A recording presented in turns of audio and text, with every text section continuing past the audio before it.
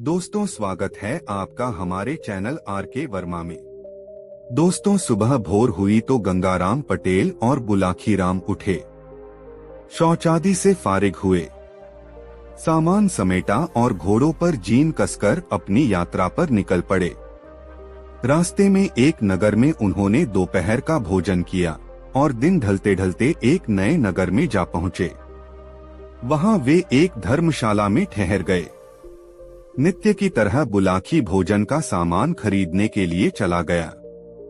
वहां उसने लौटती बार जो दृश्य देखा, वह उसका रहस्य जानने को बेचैन हो उठा। भोजन आदि से निवृत्त होकर जब गंगाराम बिस्तर पर पहुंचकर हुक्का गुड़गुड़ाने लगे, तब उसने पटेल के पैर दबाते हुए उनसे कहा, पटेल जी, अब तो आप भोजनादि से निवृत्त हो चुके हैं। क्या अब मैं अपनी वह बात कहूँ जो आज बाजार से लौटते समय मैंने देखी है? हाँ हाँ भाई, अवश्य कहो, पटेल विनोद भरे स्वर में बोले। तुम्हारी इस शर्त को मानकर ही तो मैं तुम्हें साथ लाया हूँ। मुझे मालूम है कि मैंने तुम्हारी शंका का समाधान न किया तो सवेरा होते ही तुम मेरा साथ छोड़कर वापस लौट जाओगे। अपनी बात अवश्य कहो। पटेल जी, आज जब मैं बाजार से सामान खरीदकर वापस लौट रहा था तो मैंने एक दुकान के बाहर भीड़ जुटी हुई देखी। यह देख मैं भी यह जानने के लिए वहां ठहर गया कि देखूं माजरा क्या है, किस कारण यह भीड़ खड़ी है। मैंने देखा कि एक वैश्य की दुकान के नीचे एक 12-13 वर्षीय लड़के की लाश पड़ी हुई है। लाश के समीप ही उस लड़के के माँ बाप बैठे सिसक रहे थे। तभी एक व्यक्ति वहां पहुंचा। उसमें और वैश्य में कुछ वार्तालाप हुआ। फिर उस व्यक्ति ने लड़के के पिता से किसी बात की शपथ लेने के लिए कहा। लड़के के पिता ने जैसे ही शपथ ली कि मृत लड़का जीवित होकर खड़ा हो गया। यह देखकर मेरी हैरत का ठिकाना न रहा। मैं तत्काल वहां से चलकर आपके पास पहुंचा। बस तभी से मेरे पेट में इस बात का रहस्य जानने के लिए मरोड़े उठ रही थीं, किंतु मुझे यह भी मालूम था कि आप बिस्तर में जाने से पहले कुछ बताएंगे नहीं, इसलिए खामोश ही रहा। अब आप मुझे उस रहस्य के बारे में बतलाइए।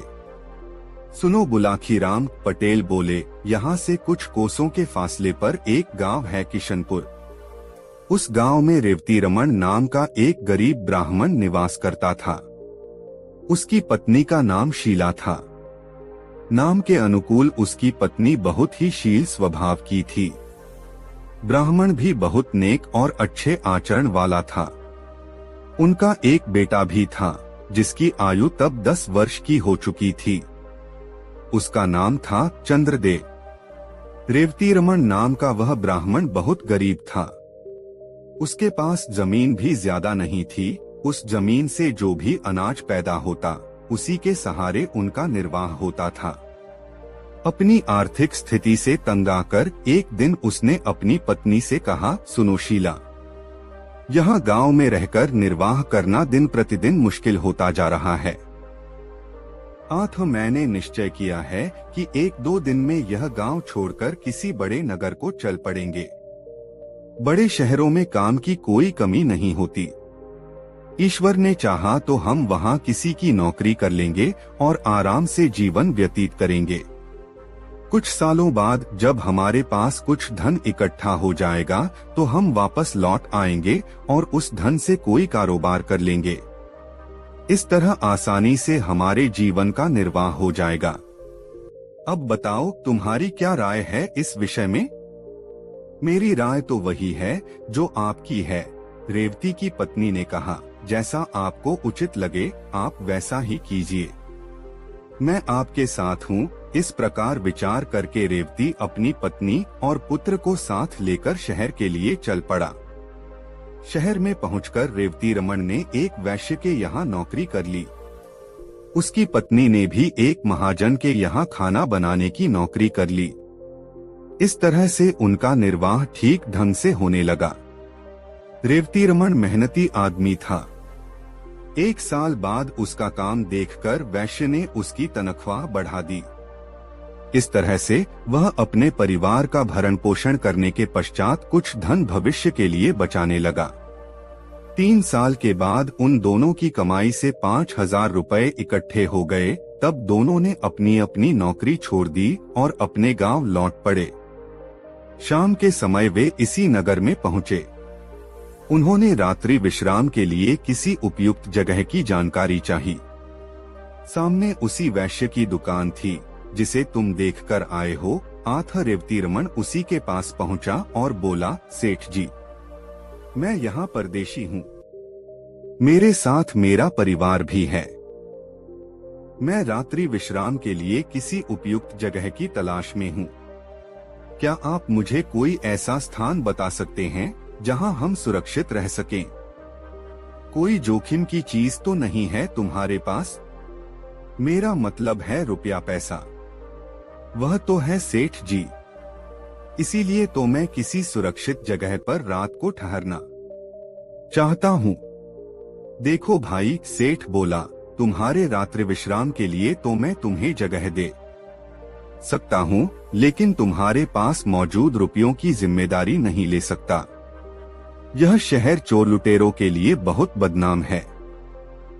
कोई चोर लुटेरा रात में आकर तुमसे तुम्हारा धन छीन ले गया तो मेरी बहुत बदनामी होगी। तुम एक काम करो, तुम्हारे पास जितना धन है वह मेरे पास जमा कर दो। सवेरे जब तुम जाने लगो तो अपना धन सहेज लेना। ठीक है सेठ जी, आप इस शहर में सम्मानित नागरिक हैं। हमें आप पर पूरा यकीन है कि आप अमानत में खयानत नहीं करेंगे।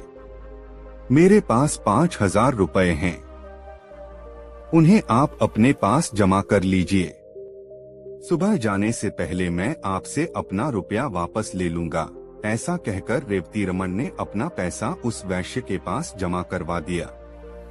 वह रात रेवतीरमण और उसके परिवार ने सेठ की दुकान के बाहर लगे फट्टों पर सोकर काट ली। प्रातः जब सेठ ने दुकान खोली तो रेवतीरमण ने उससे अपना पैसा वापस मांगा। इस पर सेठ की त्योरियां चढ़ गईं। उसने तेज आवाज में पूछा, कैसा पैसा? तुमने मुझे कोई पैसा नहीं दिया था। इस पर दोनों में तकरार होने लगी। पड़ोसी और राहगीर इकट्ठे हो गए। सेठ के पड़ोसियों ने तब उनका विवाद खत्म करने के लिए रेवतीरमण से कहा, देखो भाई, तुम कहते हो कल रात तुमने इनके पास 5,000 रुपए जमा कराए थे, जबकि ये सेठ इस बात से साफ इनकार कर रहा है। अब कौन सच्चा है और कौन झूठा, इसका फैसला तो शपथ लेकर ही किया जा सकता है। क्या तुम अपने इकलौते बेटे की कसम खाकर यह बात कह सकते हो कि तुमने रात इस सेठ के पास 5,000 रुपए जमा कराए थे? बिल्कुल कह सकता हूँ, रेवतीरमण बोला। जो बात सच है उसके लिए मैं कैसी भी शपथ लेने को तैयार हूँ। क्यों सेठ, क्या तुम्हें भी यह बात मंजूर है? बिल्कुल मंजूर है, सेठ बोला। न्यायकर्ताओं ने तब रेवतीरमण से उसके बेटे के सिर पर हाथ रखकर यह कसम खाने के लिए कहा कि यदि उसकी शपथ झूठी है तो तत्काल उसके बेटे की मृत्यु हो जाए। बुलाखी पटेल ने आगे कहा, किस्मत का खेल देखो। जैसे ही रेवतीरमण ने अपने बेटे चंद्रदेव के सिर पर हाथ रखकर यह शपथ ली कि तत्काल उसके बेटे की मौत हो गई। झूठा होते हुए भी उस सेठ के चेहरे पर विजय के भाव झलक उठे। रेवती और उसकी पत्नी सन्न रह गए।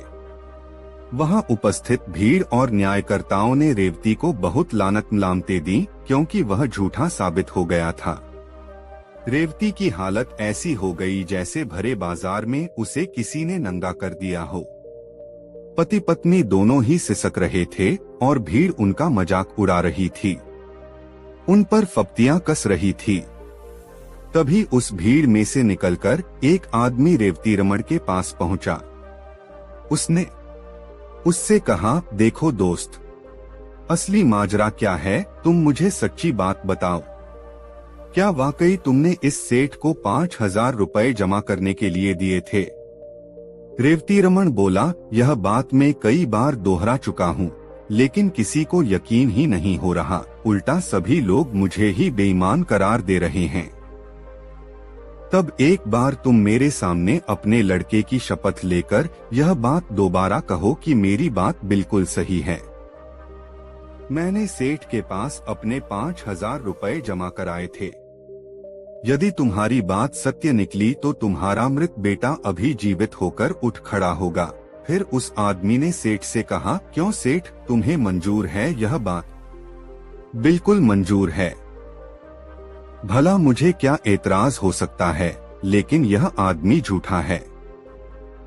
इसका झूठ साबित भी हो चुका है। बेटे की शपथ लेने के बाद इसने झूठ बोला, इसलिए तो इसके बेटे की मौत हो गई है। बेशक वह व्यक्ति बोला, पर अगर इस बार शपथ लेने के बाद इसका बेटा जीवित हो जाए, उस सूरत में तुम्हें इसे 5 नहीं 10,000 रुपए वापस करने होंगे। बोलो मंजूर है? कहा तो है, मुझे इसका चैलेंज मंजूर है, सेठ ने कह दिया। उस व्यक्ति के कहने पर रेवती रमन ने अपने मृत बेटे की शपथ लेकर अपनी बात दोहरा दी। शपथ लेते ही एक चमत्कार हो गया। रेवती रमन का मृत बेटा जीवित होकर उठ बैठा। सारी भीड़ यह देखकर आश्चर्यचकित रह गई। तब सेठ को वादे के अनुसार रेवती रमन को 5 की जगह 10,000 रुपए लौटाने पड़े। इतनी कहानी सुनाकर गंगाराम पटेल ने आगे कहा, बुलाखी, औरों की तरह तुझे भी इस बात पर जरूर आश्चर्य हो रहा होगा कि आखिर वह व्यक्ति था कौन, जिसने न सिर्फ रेवती रमन के बेटे चंद्रदेव को जीवित किया, अपितु जिसने सेठ से उसे दोगुना धन वापस दिलवाया। तो सुन, मानव के वेश में वह व्यक्ति साक्षात कलियुग था, जो अपने कलिकाल का प्रभाव लोगों को दिखाना चाहता था। यह कलियुग है बुलाखी। इस काल में कैसी भी अनहोनी घटना घट जाए, उस पर आश्चर्य नहीं होना चाहिए। आज तू जिस दृश्य को देखकर आया था, वह वही दृश्य था। उम्मीद है अब तेरी जिज्ञासा शांत हो गई होगी। आथा, अब मुझे भी सोने दे और खुद भी सो रहा। कल प्रातः फिर से काशी यात्रा के लिए चलना है। कहकर पटेल ने आंखें मूंद लीं और निद्रारानी की गोद में समा गए। करवट बदलकर बुलाकी नाई भी सो गया। दोस्तों, गंगाराम पटेल और बुलाकी राम नाई की यह मजेदार कहानी आपको कैसी लगी कमेंट बॉक्स में जरूर बताएं। दोस्तों, सुबह भोर हुई तो गंगाराम पटेल और बुलाकी राम उठे, सामान समेटा और घोड़ों पर जीन कसकर अपनी यात्रा पर निकल पड़े। रास्ते में एक नगर में उन्होंने दोपहर का भोजन किया और दिन ढलते ढलते एक नए नगर में जा पहुँचे। वहां वे एक धर्मशाला में ठहर गए। नित्य की तरह बुलाकी भोजन का सामान खरीदने के लिए चला गया। वहां उसने लौटती बार जो दृश्य देखा, वह उसका रहस्य जानने को बेचैन हो उठा। भोजन आदि से निवृत्त होकर जब गंगाराम बिस्तर पर पहुंचकर हुक्का गुड़गुड़ाने लगे, तब उसने पटेल के पैर दबाते हुए उनसे कहा, पटेल जी, अब तो आप भोजनादि से निवृत्त हो चुके हैं। क्या अब मैं अपनी वह बात कहूं जो आज बाजार से लौटते समय मैंने देखी है? हाँ भाई, अवश्य कहो, पटेल विनोद भरे स्वर में बोले। तुम्हारी इस शर्त को मानकर ही तो मैं तुम्हें साथ लाया हूँ। मुझे मालूम है कि मैंने तुम्हारी शंका का समाधान न किया तो सवेरा होते ही तुम मेरा साथ छोड़कर वापस लौट जाओगे। आथ, अपनी बात अवश्य कहो। पटेल जी, आज जब मैं बाजार से सामान खरीदकर वापस लौट रहा था तो मैंने एक दुकान के बाहर भीड़ जुटी हुई देखी। यह देख मैं भी यह जानने के लिए वहां ठहर गया कि देखूं माजरा क्या है, किस कारण यह भीड़ खड़ी है। मैंने देखा कि एक वैश्य की दुकान के नीचे एक 12-13 वर्षीय लड़के की लाश पड़ी हुई है। लाश के समीप ही उस लड़के के माँ बाप बैठे सिसक रहे थे। तभी एक व्यक्ति वहां पहुंचा। उसमें और वैश्य में कुछ वार्तालाप हुआ। फिर उस व्यक्ति ने लड़के के पिता से किसी बात की शपथ लेने के लिए कहा। लड़के के पिता ने जैसे ही शपथ ली कि मृत लड़का जीवित होकर खड़ा हो गया, यह देखकर मेरी हैरत का ठिकाना न रहा। मैं तत्काल वहां से चलकर आपके पास पहुंचा। बस तभी से मेरे पेट में इस बात का रहस्य जानने के लिए मरोड़े उठ रही थीं, किंतु मुझे यह भी मालूम था कि आप बिस्तर में जाने से पहले कुछ बताएंगे नहीं, इसलिए खामोश ही रहा। अब आप मुझे उस रहस्य के बारे में बतलाइए। सुनो, बुलाखीराम पटेल बोले, यहाँ से कुछ कोसों के फासले पर एक गांव है किशनपुर। उस गांव में रेवती रमन नाम का एक गरीब ब्राह्मण निवास करता था। उसकी पत्नी का नाम शीला था। नाम के अनुकूल उसकी पत्नी बहुत ही शील स्वभाव की थी। ब्राह्मण भी बहुत नेक और अच्छे आचरण वाला था। उनका एक बेटा भी था, जिसकी आयु तब 10 वर्ष की हो चुकी थी। उसका नाम था चंद्रदेव। रेवती रमन नाम का वह ब्राह्मण बहुत गरीब था। उसके पास जमीन भी ज्यादा नहीं थी। उस जमीन से जो भी अनाज पैदा होता, उसी के सहारे उनका निर्वाह होता था। अपनी आर्थिक स्थिति से तंग आकर एक दिन उसने अपनी पत्नी से कहा, सुनो शीला, यहाँ गांव में रहकर निर्वाह करना दिन प्रतिदिन मुश्किल होता जा रहा है। मैंने निश्चय किया है कि 1-2 दिन में यह गांव छोड़कर किसी बड़े नगर को चल पड़ेंगे। बड़े शहरों में काम की कोई कमी नहीं होती। ईश्वर ने चाहा तो हम वहां किसी की नौकरी कर लेंगे और आराम से जीवन व्यतीत करेंगे। कुछ सालों बाद जब हमारे पास कुछ धन इकट्ठा हो जाएगा तो हम वापस लौट आएंगे और उस धन से कोई कारोबार कर लेंगे। इस तरह आसानी से हमारे जीवन का निर्वाह हो जाएगा। अब बताओ, तुम्हारी क्या राय है इस विषय में? मेरी राय तो वही है जो आपकी है, रेवती की पत्नी ने कहा। जैसा आपको उचित लगे आप वैसा ही कीजिए। मैं आपके साथ हूँ। इस प्रकार विचार करके रेवती अपनी पत्नी और पुत्र को साथ लेकर शहर के लिए चल पड़ा। शहर में पहुंचकर रेवती रमन ने एक वैश्य के यहाँ नौकरी कर ली। उसकी पत्नी ने भी एक महाजन के यहाँ खाना बनाने की नौकरी कर ली। इस तरह से उनका निर्वाह ठीक ढंग से होने लगा। रेवती रमन मेहनती आदमी था। 1 साल बाद उसका काम देखकर वैश्य ने उसकी तनख्वाह बढ़ा दी। इस तरह से वह अपने परिवार का भरण पोषण करने के पश्चात कुछ धन भविष्य के लिए बचाने लगा। 3 साल के बाद उन दोनों की कमाई से 5,000 रुपए इकट्ठे हो गए। तब दोनों ने अपनी अपनी नौकरी छोड़ दी और अपने गांव लौट पड़े। शाम के समय वे इसी नगर में पहुंचे। उन्होंने रात्रि विश्राम के लिए किसी उपयुक्त जगह की जानकारी चाही। सामने उसी वैश्य की दुकान थी जिसे तुम देखकर आए हो। रेवती रमन उसी के पास पहुंचा और बोला, सेठ जी, मैं यहाँ परदेशी हूँ। मेरे साथ मेरा परिवार भी है। मैं रात्रि विश्राम के लिए किसी उपयुक्त जगह की तलाश में हूँ। क्या आप मुझे कोई ऐसा स्थान बता सकते हैं जहां हम सुरक्षित रह सकें? कोई जोखिम की चीज तो नहीं है तुम्हारे पास? मेरा मतलब है रुपया पैसा। वह तो है सेठ जी, इसीलिए तो मैं किसी सुरक्षित जगह पर रात को ठहरना चाहता हूँ। देखो भाई, सेठ बोला, तुम्हारे रात्रि विश्राम के लिए तो मैं तुम्हें जगह दे सकता हूँ, लेकिन तुम्हारे पास मौजूद रुपयों की जिम्मेदारी नहीं ले सकता। यह शहर चोर लुटेरों के लिए बहुत बदनाम है। कोई चोर लुटेरा रात में आकर तुमसे तुम्हारा धन छीन ले गया तो मेरी बहुत बदनामी होगी। तुम एक काम करो, तुम्हारे पास जितना धन है वह मेरे पास जमा कर दो। सवेरे जब तुम जाने लगो तो अपना धन सहेज लेना। ठीक है सेठ जी, आप इस शहर में सम्मानित नागरिक हैं। हमें आप पर पूरा यकीन है कि आप अमानत में खयानत नहीं करेंगे। मेरे पास 5,000 रुपए हैं, उन्हें आप अपने पास जमा कर लीजिए। सुबह जाने से पहले मैं आपसे अपना रुपया वापस ले लूंगा। ऐसा कहकर रेवती रमन ने अपना पैसा उस वैश्य के पास जमा करवा दिया। वह रात रेवती रमन और उसके परिवार ने सेठ की दुकान के बाहर लगे फट्टों पर सोकर काट ली। प्रातः जब सेठ ने दुकान खोली तो रेवती रमन ने उससे अपना पैसा वापस मांगा। इस पर सेठ की त्योरियां चढ़ गईं। उसने तेज आवाज में पूछा, कैसा पैसा? तुमने मुझे कोई पैसा नहीं दिया था। इस पर दोनों में तकरार होने लगी। पड़ोसी और राहगीर इकट्ठे हो गए।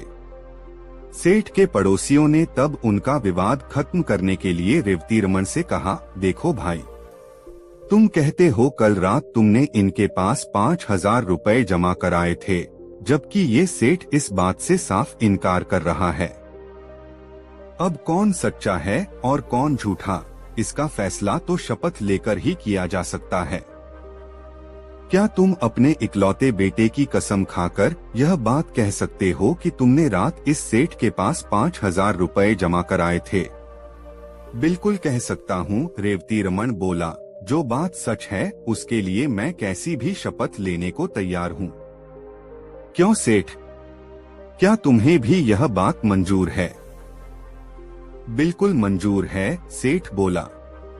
न्यायकर्ताओं ने तब रेवती रमन से उसके बेटे के सिर पर हाथ रखकर यह कसम खाने के लिए कहा कि यदि उसकी शपथ झूठी है तो तत्काल उसके बेटे की मृत्यु हो जाए। बुलाकी पटेल ने आगे कहा, किस्मत का खेल देखो। जैसे ही रेवती रमन ने अपने बेटे चंद्रदेव के सिर पर हाथ रखकर यह शपथ ली कि तत्काल उसके बेटे की मौत हो गई। झूठा होते हुए भी उस सेठ के चेहरे पर विजय के भाव झलक उठे। रेवती और उसकी पत्नी सन्न रह गए। वहां उपस्थित भीड़ और न्यायकर्ताओं ने रेवती को बहुत लानत मलामतें दी, क्योंकि वह झूठा साबित हो गया था। रेवती की हालत ऐसी हो गई जैसे भरे बाजार में उसे किसी ने नंगा कर दिया हो। पति पत्नी दोनों ही सिसक रहे थे और भीड़ उनका मजाक उड़ा रही थी, उन पर फप्तियां कस रही थी। तभी उस भीड़ में से निकलकर एक आदमी रेवती रमन के पास पहुंचा। उसने उससे कहा, देखो दोस्त, असली माजरा क्या है, तुम मुझे सच्ची बात बताओ। क्या वाकई तुमने इस सेठ को 5,000 रुपए जमा करने के लिए दिए थे? रेवती रमन बोला, यह बात मैं कई बार दोहरा चुका हूँ, लेकिन किसी को यकीन ही नहीं हो रहा। उल्टा सभी लोग मुझे ही बेईमान करार दे रहे हैं। तब एक बार तुम मेरे सामने अपने लड़के की शपथ लेकर यह बात दोबारा कहो कि मेरी बात बिल्कुल सही है। मैंने सेठ के पास अपने 5,000 रुपए जमा कराए थे। यदि तुम्हारी बात सत्य निकली तो तुम्हारा मृत बेटा अभी जीवित होकर उठ खड़ा होगा। फिर उस आदमी ने सेठ से कहा, क्यों सेठ, तुम्हें मंजूर है यह बात? बिल्कुल मंजूर है। भला मुझे क्या एतराज हो सकता है, लेकिन यह आदमी झूठा है। इसका झूठ साबित भी हो चुका है। बेटे की शपथ लेने के बाद इसने झूठ बोला, इसलिए तो इसके बेटे की मौत हो गई है। बेशक वह व्यक्ति बोला, पर अगर इस बार शपथ लेने के बाद इसका बेटा जीवित हो जाए, उस सूरत में तुम्हें इसे 5 नहीं 10,000 रुपए वापस करने होंगे। बोलो मंजूर है? कहा तो है, मुझे इसका चैलेंज मंजूर है, सेठ ने कह दिया। उस व्यक्ति के कहने पर रेवती रमन ने अपने मृत बेटे की शपथ लेकर अपनी बात दोहरा दी। शपथ लेते ही एक चमत्कार हो गया। रेवती रमन का मृत बेटा जीवित होकर उठ बैठा। सारी भीड़ यह देखकर आश्चर्यचकित रह गई। तब सेठ को वादे के अनुसार रेवती रमन को 5 की जगह 10,000 रुपए लौटाने पड़े। इतनी कहानी सुनाकर गंगाराम पटेल ने आगे कहा, बुलाकी, औरों की तरह तुझे भी इस बात पर जरूर आश्चर्य हो रहा होगा कि आखिर वह व्यक्ति था कौन, जिसने न सिर्फ रेवती रमन के बेटे चंद्रदेव को जीवित किया अपितु जिसने सेठ से उसे 2 गुना धन वापस दिलवाया। तो सुन, मानव के वेश में वह व्यक्ति साक्षात कलियुग था, जो अपने कलिकाल का प्रभाव लोगों को दिखाना चाहता था। यह कलियुग है बुलाकी। इस काल में कैसी भी अनहोनी घटना घट जाए उस पर आश्चर्य नहीं होना चाहिए। आज तू जिस दृश्य को देखकर आया था वह वही दृश्य था। उम्मीद है अब तेरी जिज्ञासा शांत हो गई होगी। आथा अब मुझे भी सोने दे और खुद भी सो रहा है। कल प्रातः फिर से काशी यात्रा के लिए चलना है। कहकर पटेल ने आंखें मूंद लीं और निद्रारानी की गोद में समा गए। करवट बदलकर बुलाखी नाई भी सो गया। दोस्तों, यह कहानी आपको कैसी लगी कमेंट में जरूर बताएं। दोस्तों, भोर हुई तो गंगाराम पटेल और बुलाखीराम नाई जागे। सारा सामान इकट्ठा कर घोड़ों की पीठ पर लादा और चल पड़े अपने गांव की ओर। गांव में जैसे ही खबर मिली कि काशी यात्रा पर गए गंगाराम पटेल और बुलाखीराम नाई वापस लौट आए हैं, तो सारा गांव उन्हें देखने के लिए उमड़ पड़ा। सबने उनकी कुशलता और काशी यात्रा के दौरान जो जो उन्होंने देखा था वह सब बताने का आग्रह किया। दोनों ने संक्षिप्त रूप में उन्हें बताया कि यात्रा बेहद सफल रही। यात्रा के दौरान हुए अनुभवों की बात तो वह उन्हें रात को आराम से बैठकर चौपाल में सुनाएंगे। तत्पश्चात दोनों अपने अपने घर गए। बुलाखी अपने साथ बच्चों के लिए काफी चीजें लाया था। वह सब चीजें उसने बच्चों में बांट दी। गंगा का प्रसाद और गंगाजल उसने अपनी पत्नी के हवाले कर दिया। फिर स्नान ध्यान करने चला गया। उधर अपने घर पहुंचकर पटेल जी अपनी दिनचर्या में लग गए। पाठ को उस दिन के बाद रोज ही गांव के श्रोता गंगाराम पटेल की चौपाल पर शाम होते ही पहुंच जाते और गंगाराम पटेल से उनकी इस यात्रा के अनुभव सुनते। यह सिलसिला अनेक दिनों तक अनवरत चलता रहा। गांव वाले उनके अनुभवों को सुन सुनकर आनंदित होते रहे। गंगाराम पटेल और बुलाखीराम नाई की काशी यात्रा एक यादगार बनकर रह गई। दोस्तों, यह कहानी आपको कैसी लगी कमेंट बॉक्स में जरूर बताएं। दोस्तों, सुबह भोर हुई तो गंगाराम पटेल और बुलाखीराम उठे, शौचादि से फारिग हुए, सामान समेटा और घोड़ों पर जीन कसकर अपनी यात्रा पर निकल पड़े। रास्ते में एक नगर में उन्होंने दोपहर का भोजन किया और दिन ढलते ढलते एक नए नगर में जा पहुंचे।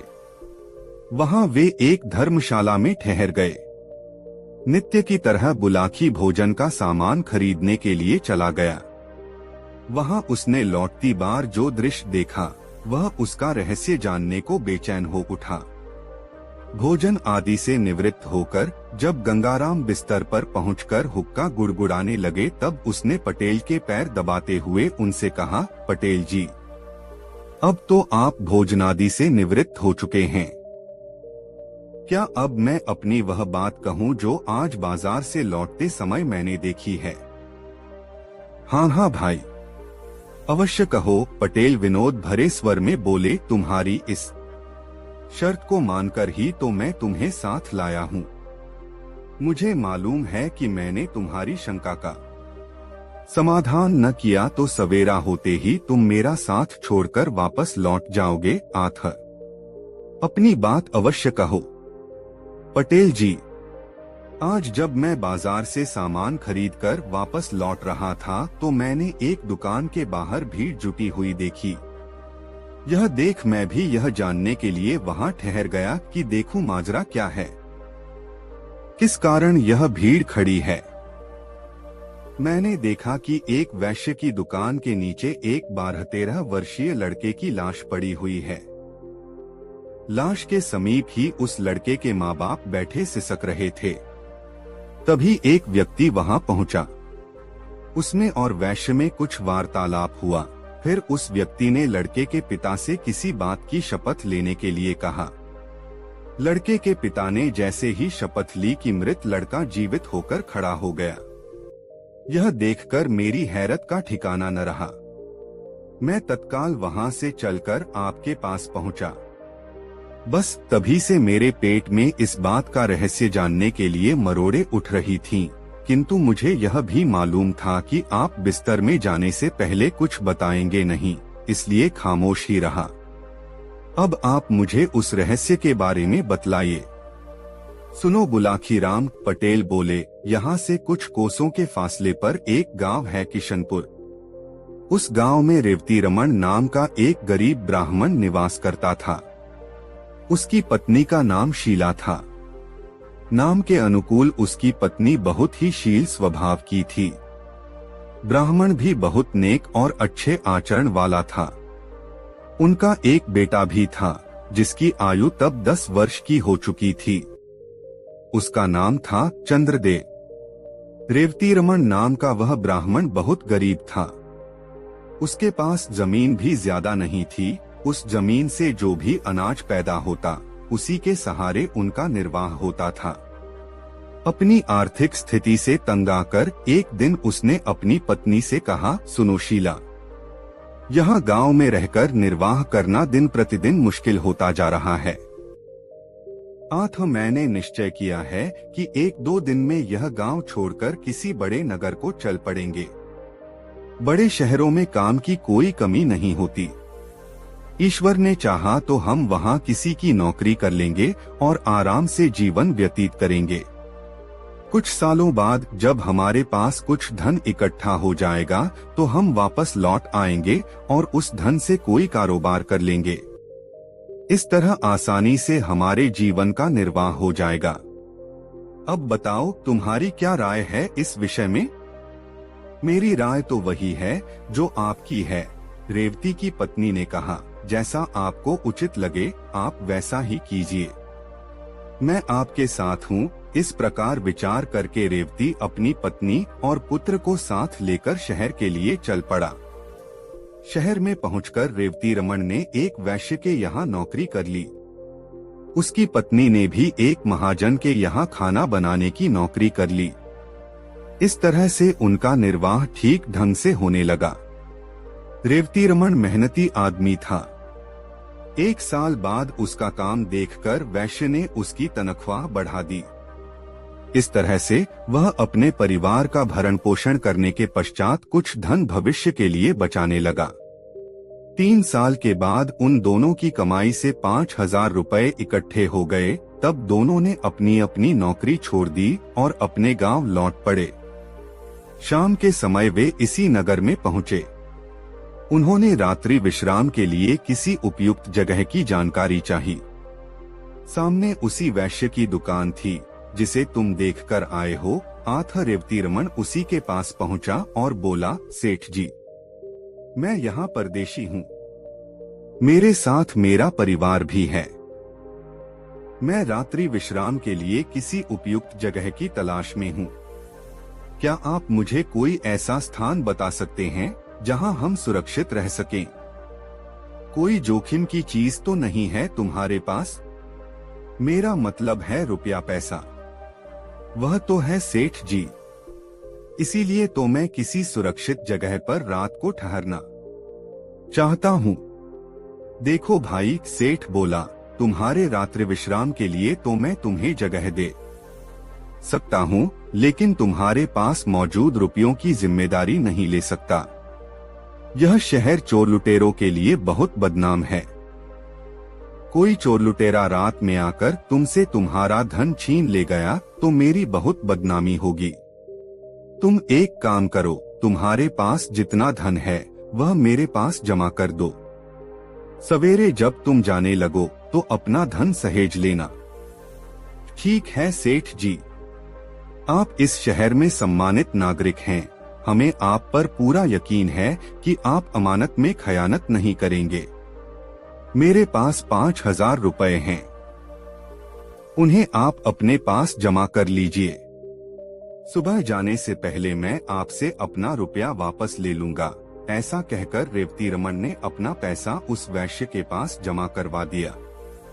वह रात रेवती रमन और उसके परिवार ने सेठ की दुकान के बाहर लगे फट्टों पर सोकर काट ली। प्रातः जब सेठ ने दुकान खोली तो रेवती रमन ने उससे अपना पैसा वापस मांगा। इस पर सेठ की त्योरियां चढ़ गईं। उसने तेज आवाज में पूछा, कैसा पैसा? तुमने मुझे कोई पैसा नहीं दिया था। इस पर दोनों में तकरार होने लगी। पड़ोसी और राहगीर इकट्ठे हो गए। सेठ के पड़ोसियों ने तब उनका विवाद खत्म करने के लिए रेवती रमन से कहा, देखो भाई, तुम कहते हो कल रात तुमने इनके पास 5,000 रुपए जमा कराए थे, जबकि ये सेठ इस बात से साफ इनकार कर रहा है। अब कौन सच्चा है और कौन झूठा, इसका फैसला तो शपथ लेकर ही किया जा सकता है। क्या तुम अपने इकलौते बेटे की कसम खाकर यह बात कह सकते हो कि तुमने रात इस सेठ के पास 5,000 रुपए जमा कराए थे? बिल्कुल कह सकता हूँ, रेवती रमन बोला। जो बात सच है उसके लिए मैं कैसी भी शपथ लेने को तैयार हूँ। क्यों सेठ, क्या तुम्हें भी यह बात मंजूर है? बिल्कुल मंजूर है, सेठ बोला। न्यायकर्ताओं ने तब रेवती रमन से उसके बेटे के सिर पर हाथ रखकर यह कसम खाने के लिए कहा कि यदि उसकी शपथ झूठी है तो तत्काल उसके बेटे की मृत्यु हो जाए। बुलाकी पटेल ने आगे कहा, किस्मत का खेल देखो। जैसे ही रेवती रमन ने अपने बेटे चंद्रदेव के सिर पर हाथ रखकर यह शपथ ली कि तत्काल उसके बेटे की मौत हो गई। झूठा होते हुए भी उस सेठ के चेहरे पर विजय के भाव झलक उठे। रेवती और उसकी पत्नी सन्न रह गए। वहां उपस्थित भीड़ और न्यायकर्ताओं ने रेवती को बहुत लानत-लानतें दी, क्योंकि वह झूठा साबित हो गया था। रेवती की हालत ऐसी हो गई जैसे भरे बाजार में उसे किसी ने नंगा कर दिया हो। पति पत्नी दोनों ही सिसक रहे थे और भीड़ उनका मजाक उड़ा रही थी, उन पर फप्तियां कस रही थी। तभी उस भीड़ में से निकलकर एक आदमी रेवती रमन के पास पहुंचा। उसने उससे कहा, देखो दोस्त, असली माजरा क्या है, तुम मुझे सच्ची बात बताओ। क्या वाकई तुमने इस सेठ को 5,000 रुपए जमा करने के लिए दिए थे? रेवती रमन बोला, यह बात मैं कई बार दोहरा चुका हूँ, लेकिन किसी को यकीन ही नहीं हो रहा। उल्टा सभी लोग मुझे ही बेईमान करार दे रहे हैं। तब एक बार तुम मेरे सामने अपने लड़के की शपथ लेकर यह बात दोबारा कहो कि मेरी बात बिल्कुल सही है। मैंने सेठ के पास अपने 5,000 रुपए जमा कराए थे। यदि तुम्हारी बात सत्य निकली तो तुम्हारा मृत बेटा अभी जीवित होकर उठ खड़ा होगा। फिर उस आदमी ने सेठ से कहा, क्यों सेठ, तुम्हें मंजूर है यह बात? बिल्कुल मंजूर है। भला मुझे क्या एतराज हो सकता है, लेकिन यह आदमी झूठा है। इसका झूठ साबित भी हो चुका है। बेटे की शपथ लेने के बाद इसने झूठ बोला, इसलिए तो इसके बेटे की मौत हो गई है।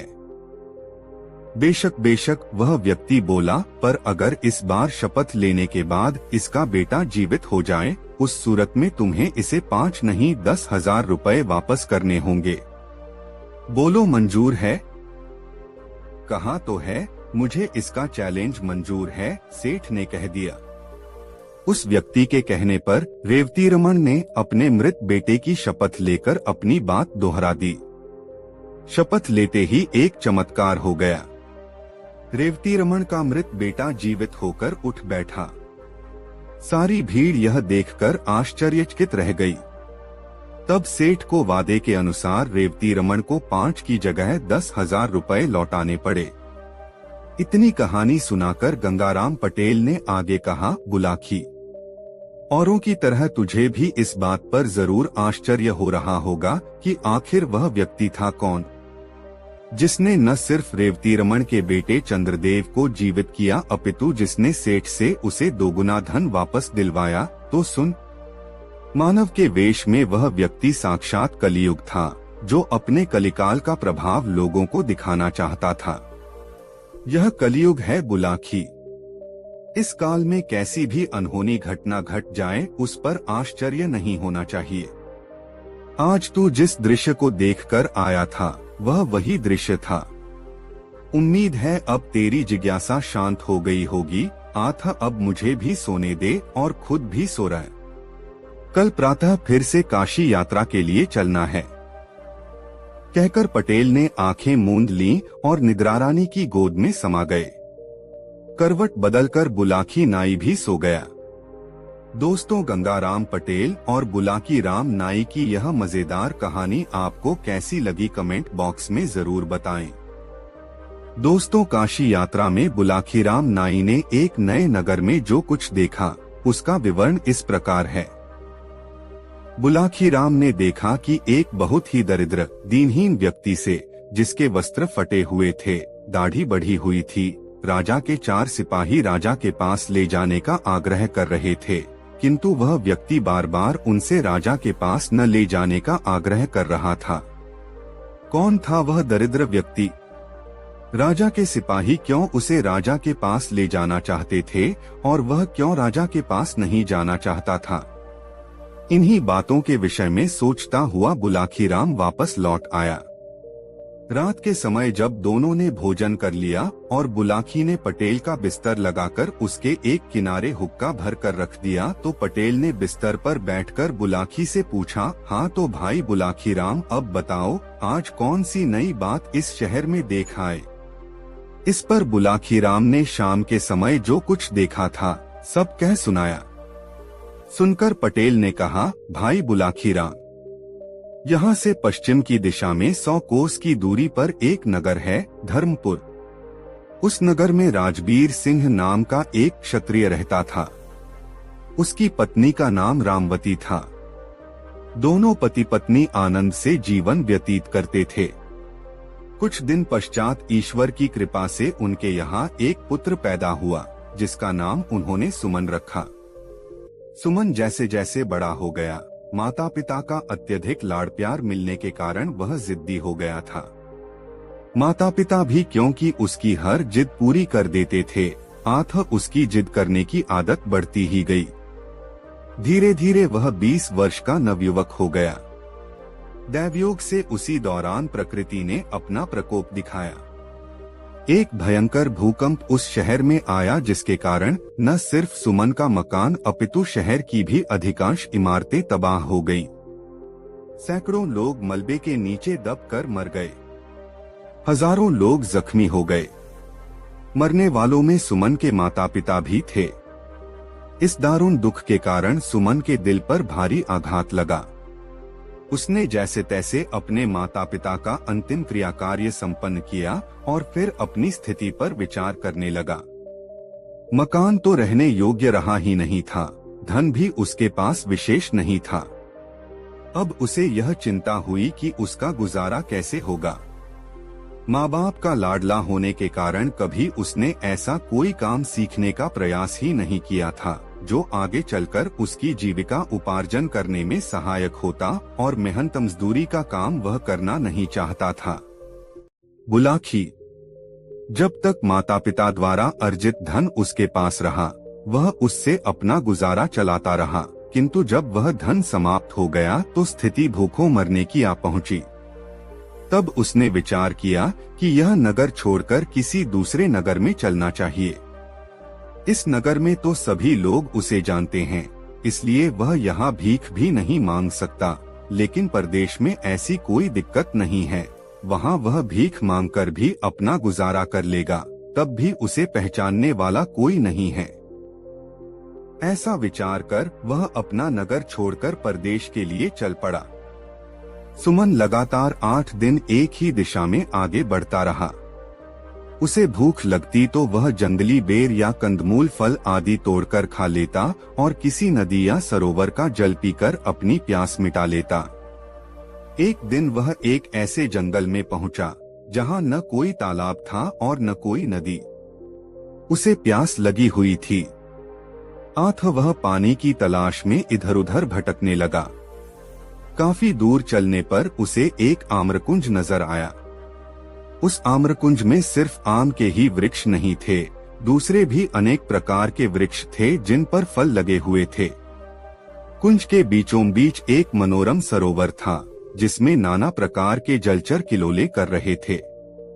कुंज में पहुंचकर सुमन ने सबसे पहले तो सरोवर से भरपेट पानी पिया, फिर वृक्षों से कुछ फल तोड़े और अपनी क्षुधा शांत की। तत्पश्चात वह एक वृक्ष का सहारा लेकर भूमि पर बैठ गया। वह परिश्रम के कारण बुरी तरह से थका हुआ था, अतः जल्दी ही उसे नींद आई और वह सो गया। बुलाखी वह आम्रकुंज परियों के राजा का था, उसने अपनी बेटी शबनम के लिए उस आम्रकुंज का निर्माण कराया था। परियों की शहजादी शबनम कभी कभी वहां अपनी सखियों के साथ सैर करने के लिए आती रहती थी। जिस दिन का यह वाकया है, उस दिन भी वह संयोग से अपनी सहेलियों के साथ वहां आई हुई थी। सुमन को जब उसने अपने आम्रकुंज में बेसुध सोए हुए देखा तो वह उस पर मोहित हो गई। परियों की शहजादी ने जब अपनी पायल झनझनाई तो उनके घुंघरुओं की आवाज सुनकर सुमन की निद्रा टूट गई। आंखें खोलकर देखा तो सामने एक परिजात को पाया। दोनों की आंखें चार हुई तो दोनों ही एक दूसरे के अदृश्य प्रेम में बंध गए। फिर तो उनमें देर तक बातें होती रहीं। परियों की शहजादी ने सुमन को अपना परिचय दिया और सुमन ने उससे अपनी दास्तां बयान कर दी। सुमन की दास्तां सुनकर परी शबनम का दिल पसीज उठा। उसे सुमन पर दया आ गई। उसने अपने गले से तावीज उतारा और उसे सुमन को देकर कहा, हे युवक, यह तावीज अपने पास रख लो।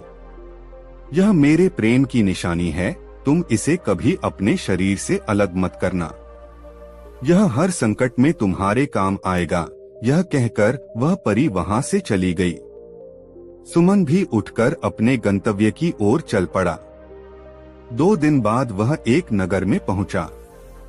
वहां पहुंचकर उसने कोई काम ढूंढने का प्रयास किया, किंतु किसी भी जगह पर उसे कोई काम न मिला। तब यह विचार कर कि कल सुबह यहाँ के राज दरबार में जाकर राजा से कोई काम मांगूंगा, वह राजमहल की दीवार के साथ ही भूमि पर पड़कर सो रहा। आधी रात का समय हुआ तो किसी स्त्री के रोने का स्वर सुनकर उसकी नींद खुल गई। वह विचार करने लगा कि अवश्य ही वह स्त्री किसी मुसीबत में है, चलकर देखना चाहिए कि उसे क्या कष्ट है। बुलाखी। उस स्त्री के रोने का स्वर वहां के राजा ने भी सुना था।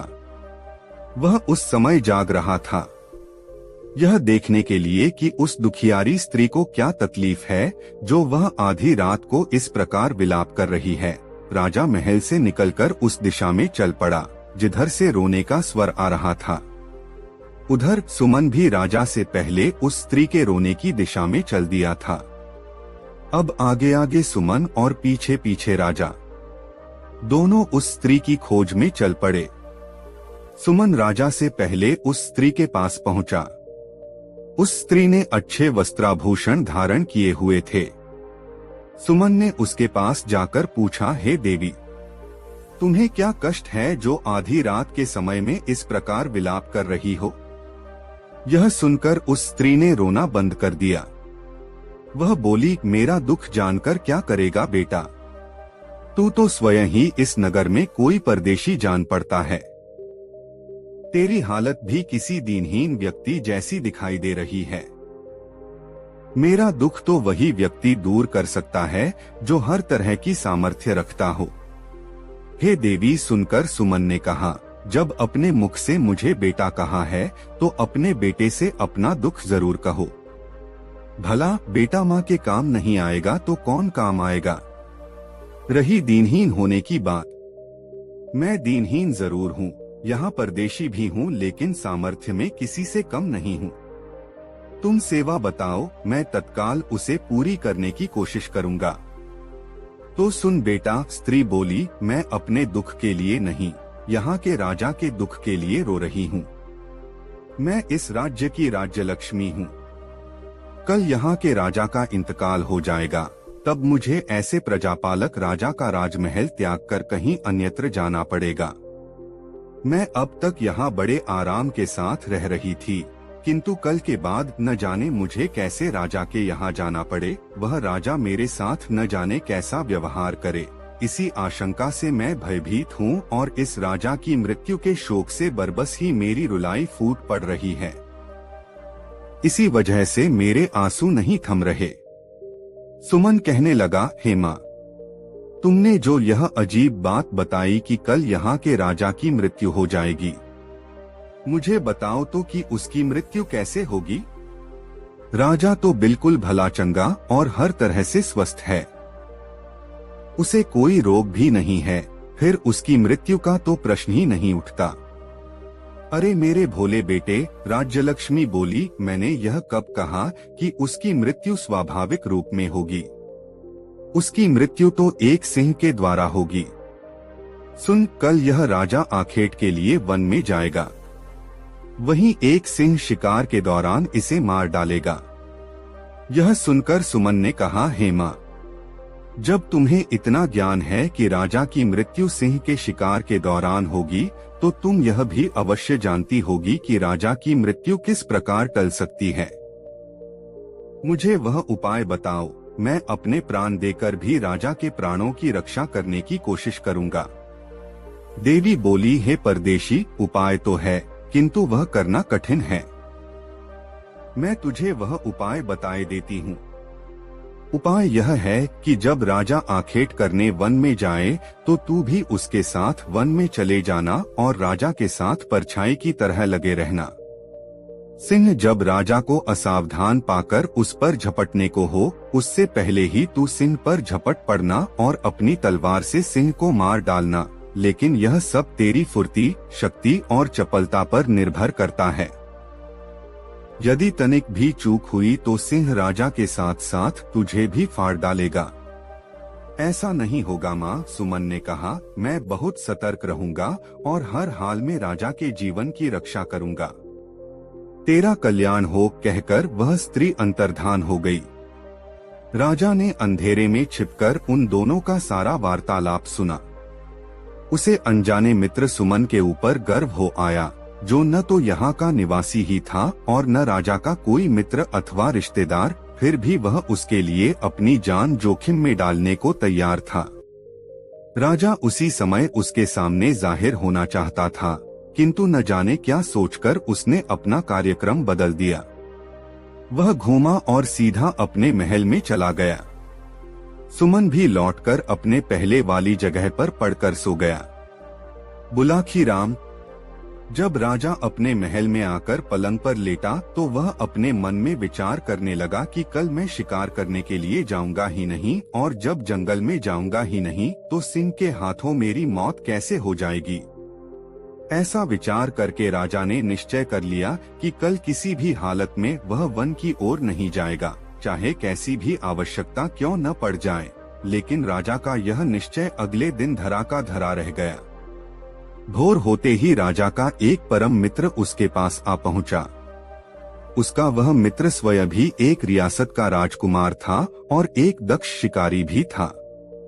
उसने जब राजा से शिकार करने के लिए वन में चलने को कहा तो राजा इनकार न कर सका और अपने शिकारियों को साथ लेकर वन की ओर चल पड़ा।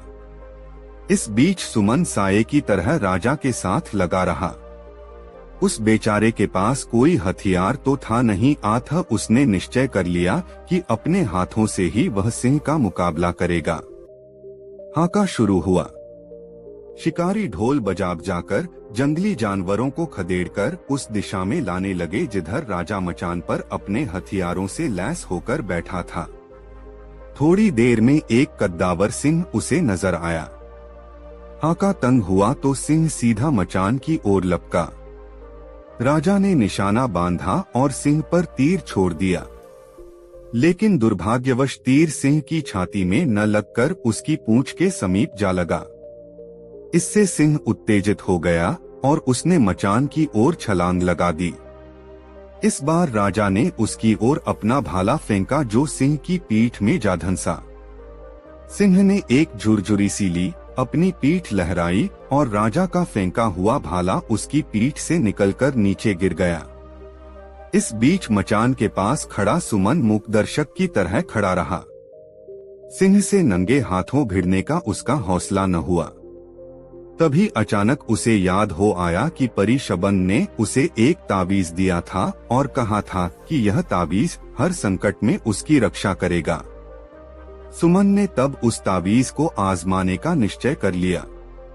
उसने गले में लटके ताबीज को रगड़ा। रगड़ते ही तुरंत एक चमत्कार हुआ। शबन वहां प्रकट हुई और एक चमत्कारी तलवार उसे सौंपकर बोली, मुकाबला करो युवक, जीत तुम्हारी होगी। यह कहकर वह तुरंत ही अंतर्धान हो गई। सब कुछ इतनी जल्दी घटा कि राजा यह जान ही न सका कि कब परी वहां प्रकट हुई और कब अंतर्धान हो गई। बहरहाल सुमन के हाथों में तो अब एक अमोघ अस्त्र आ चुका था। अगली बार जब सिंह राजा की ओर उछला तो उसने एक भी पल का समय गवाए बिना तलवार सिंह के पेट में घुसेड़ दी। सिंह मरकर भूमि पर गिर पड़ा। सिंह के मरते ही राजा का आतंकित चेहरा फिर से खिल उठा। राजा के साथ गए सभी शिकारी भी शोर मचाने लगे कि राजा ने सिंह का शिकार कर लिया है। वह राजा की जय जयकार करने लगे। सुमन ने उनके आनंद में खलल डालना मुनासिब न समझा, अतः वह जिस प्रकार राजा के साथ आया था, राजा के लौटने से पहले ही शहर लौट गया। दूसरे दिन राजा को सुमन का ध्यान आया। उसने गंभीरता से मनन किया तो उसे मालूम हुआ कि सिंह की मृत्यु उसके भाले से नहीं, उस अनजान मददगार की तलवार से हुई थी, जो किसी देवदूत के समान अचानक ही वहां उसकी मदद के लिए पहुंच गया था। तब उसने सुमन को ढूंढकर लाने के लिए आदेश जारी कर दिए। दरअसल राजा सुमन को बुलाकर उसे सम्मानित करना चाहता था। वह चाहता था कि इस सेवा के बदले में वह उस युवक को सम्मान के साथ साथ कोई सम्मानीय पद भी अपने दरबार में दे, ताकि वह कुछ उऋण हो सके। इतनी कहानी सुनाकर पटेल जी खामोश हो गए। उन्होंने हुक्के की निगाली मुंह में लगाकर एक जोरदार कश खींचा। कुछ देर उस कश का आनंद उठाया, फिर ढेर सारा धुआं मुंह से उगलकर आगे कहा, बुलाखी, कहानी खत्म हो गई। अब पहचान की। वह युवक कौन था जिसे तू शाम को देखकर आया था?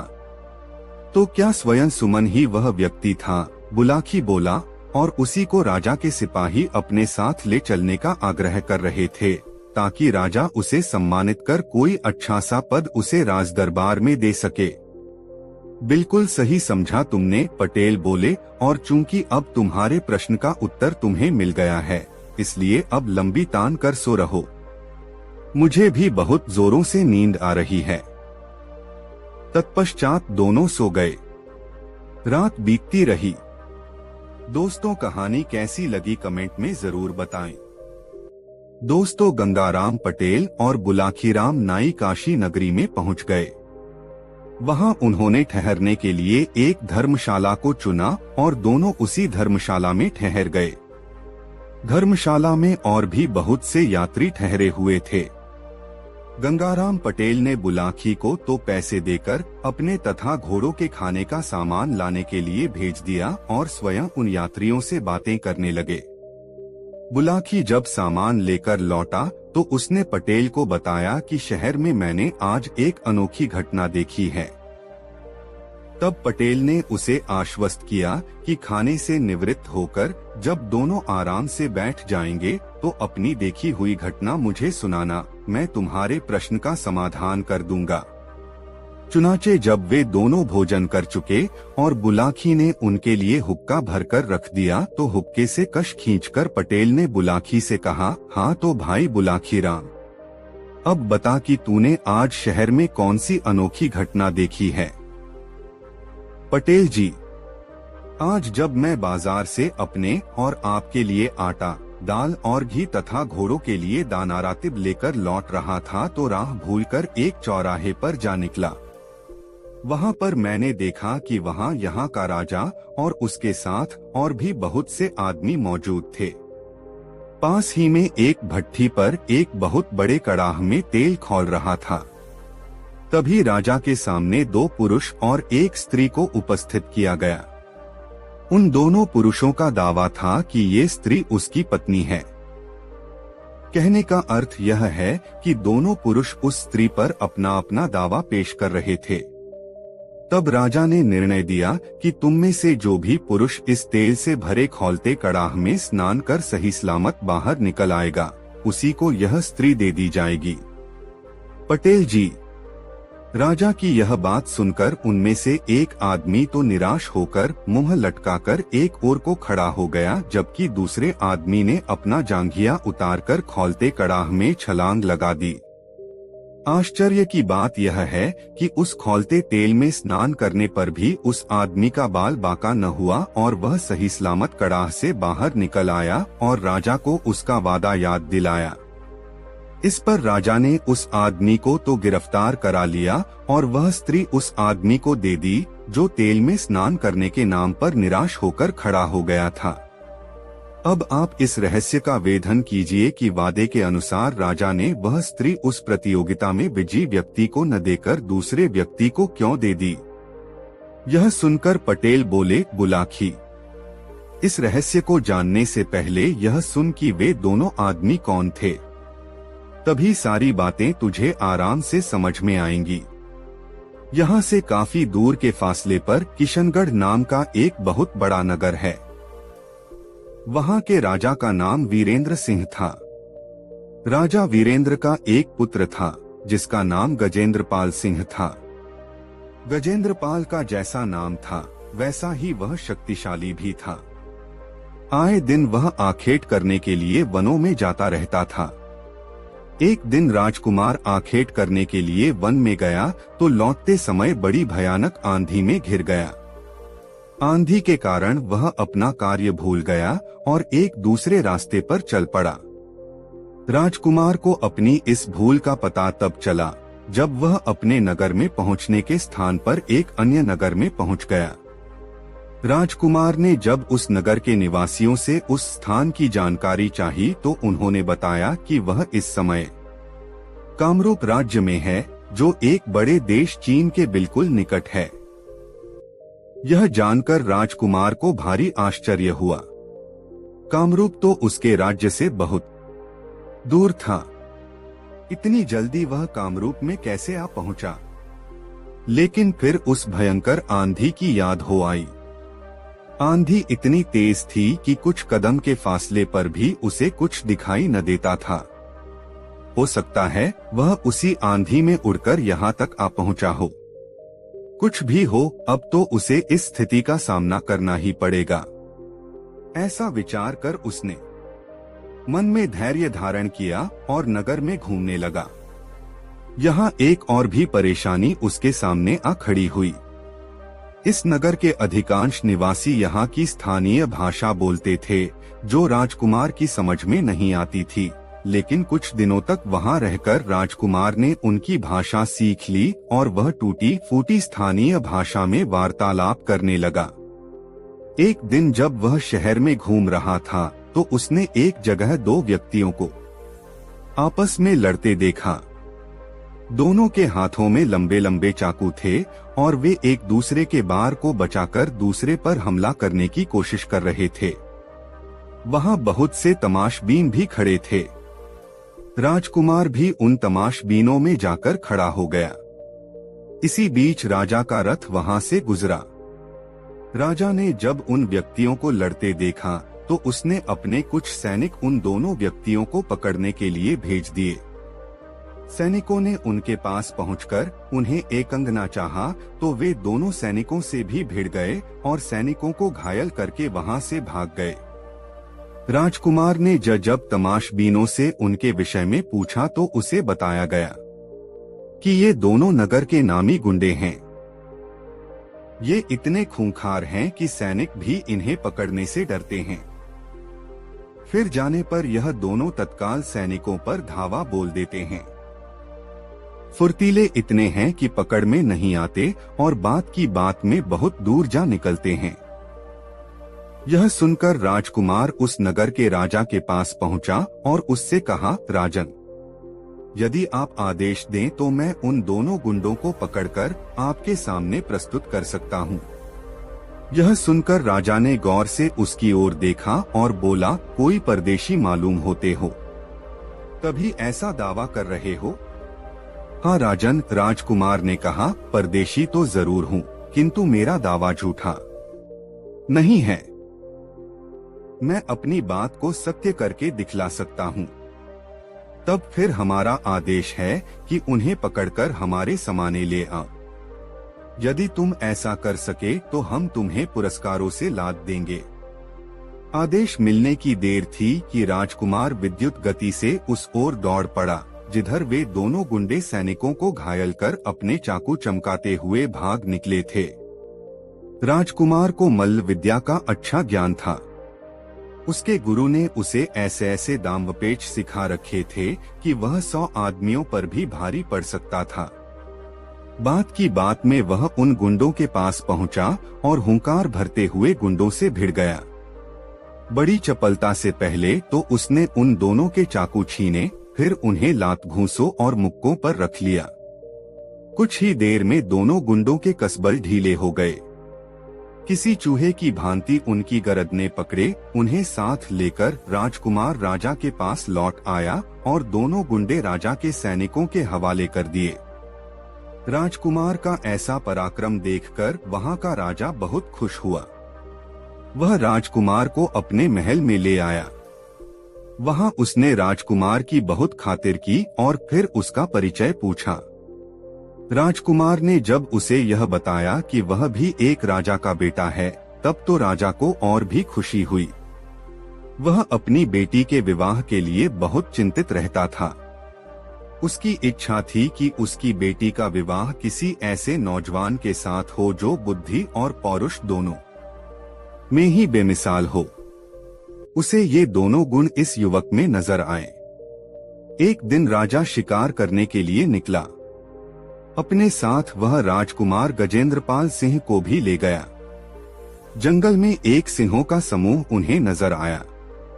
राजा ने सिंह का शिकार करने की इच्छा से अपना घोड़ा उन्हीं सिंहों के समूह की ओर दौड़ा दिया।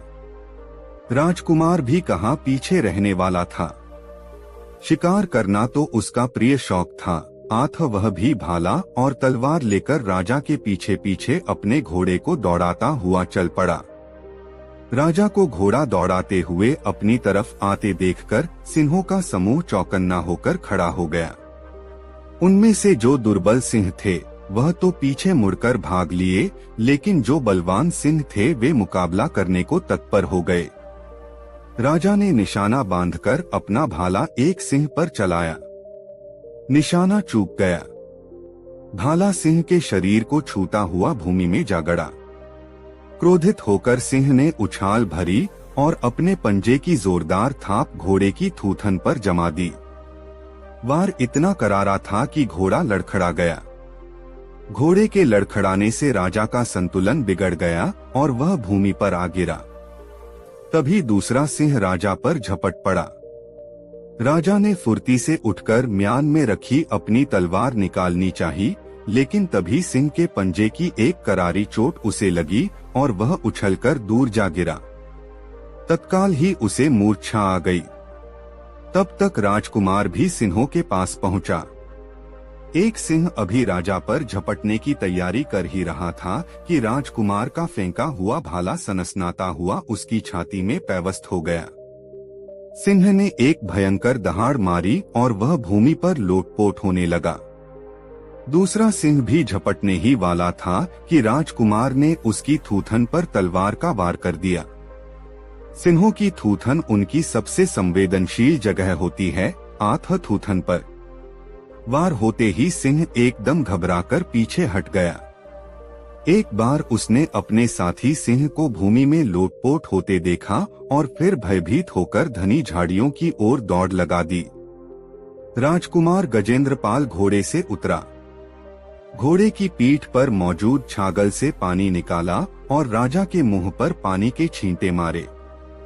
जल के छींटे लगने से राजा को होश आ गया और वह उठकर बैठ गया। उसने कृतज्ञता भरी दृष्टि राजकुमार पर डाली। राजकुमार बोला, उठिए राजन, आज आपने शेर का शिकार कर लिया है। नहीं राजकुमार, यह शिकार मैंने नहीं, तुमने किया है। सिंह के पंजों की चोट खाकर मैं तो अचेत हो गया था। तभी तुम्हारा फेंका हुआ भाला सिंह की छाती फाड़ता उसकी छाती के आर पार निकल गया। आज तुमने मेरी जान बचाई है।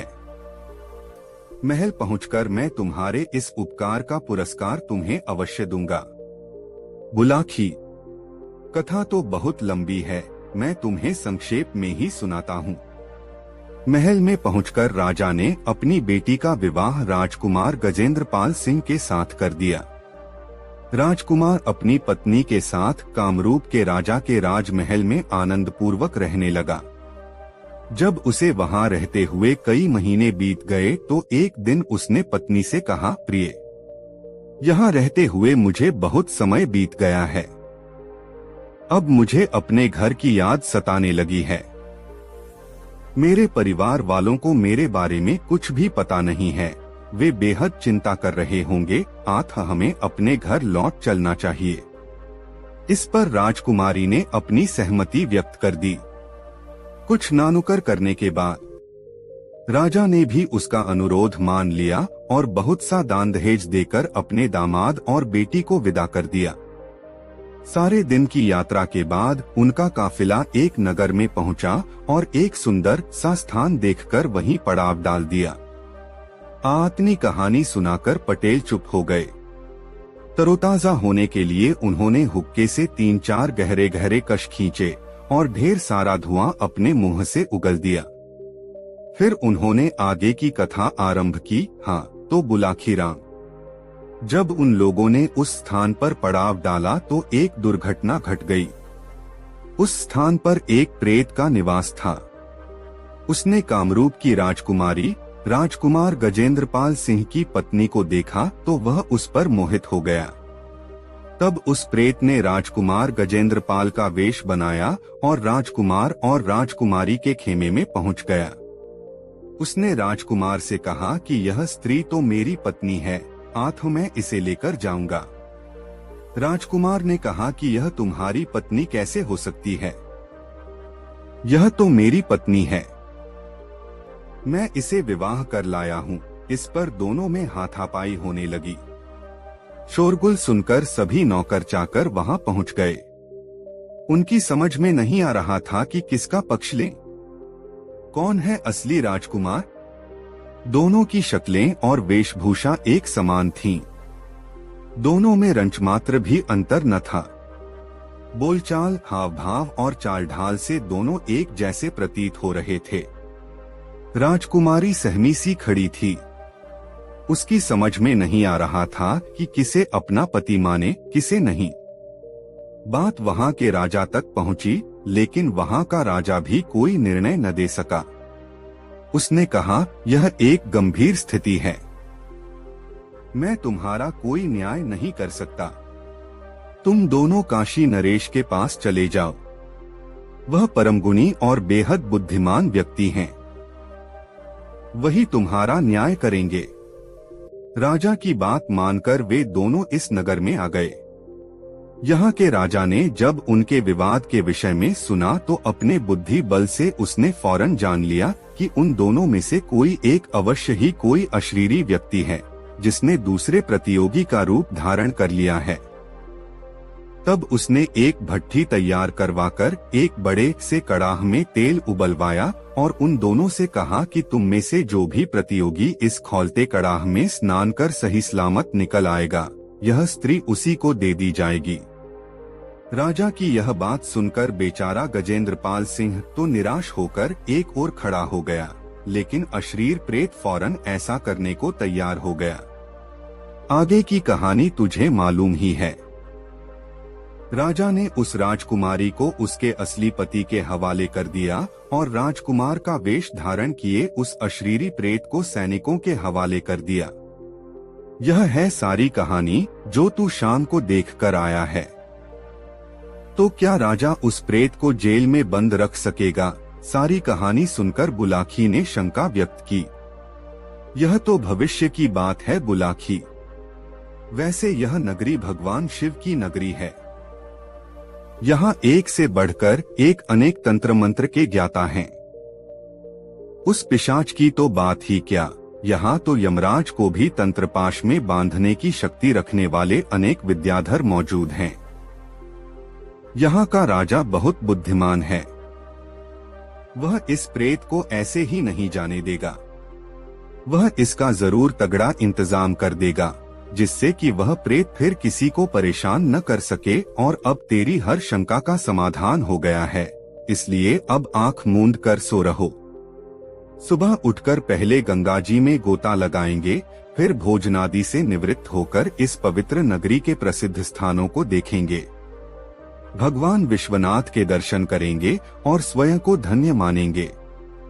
तब अगला दिन कैसे बीतेगा, इसकी सुखद कल्पना करता हुआ बुलाखीराम सो गया। गंगाराम पटेल भी निद्रा देवी की गोद में समा गए। दोस्तों, यह कहानी आपको कैसी लगी कमेंट में जरूर बताएं। ऐसी और नई मजेदार कहानी सुनने के लिए हमारे चैनल आरके वर्मा को सब्सक्राइब जरूर कर लें और यह वीडियो अपने मित्रों को जरूर शेयर करें। वीडियो देखने के लिए आपका बहुत बहुत धन्यवाद। मिलते हैं किसी अगले वीडियो में, तब तक के लिए जय श्री राधे राधे। धन्यवाद।